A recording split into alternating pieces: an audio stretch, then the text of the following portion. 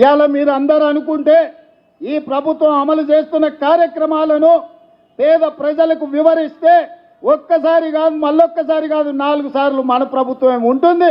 ఈ వేదిక మీద ఉన్నోళ్ళు చాలామంది ఎమ్మెల్యేలు మంత్రులు అయ్యే అవకాశం ఉంది.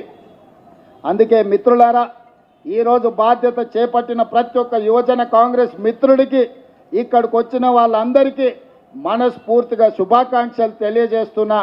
మీతో పాటు నేను సిద్ధం, అవసరం అనుకుంటే మోడీ మీద యుద్ధం ప్రకటిద్దాము. కేంద్రం నుంచి రావాల్సిన నిధులు, కేంద్రం నుంచి రావాల్సిన మంజూరీలు రాలేదు.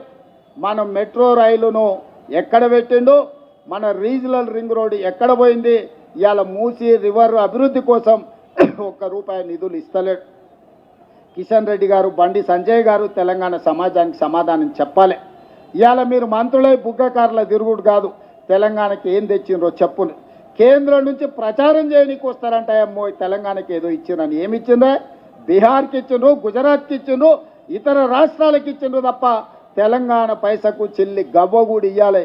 ఇవాళ ₹1 కేంద్రానికి మనం పన్ను కడితే 42 పైసలు మనకు వస్తున్నాయి. బీహార్ ₹1 పన్ను కడితే ₹7 తీసుకుపోతున్నారు. ఉత్తరప్రదేశ్ ₹1 కడితే ₹3 తీసుకుపోతున్నారు. మరి తెలంగాణ ఏం పాపం చేసిందా? ₹1 కడితే 42 పైసలు ఇస్తున్నావు అంటే 58 పైసలు నువ్వే మా సొమ్ము దొబ్బుతున్నావు మోడీ గారు.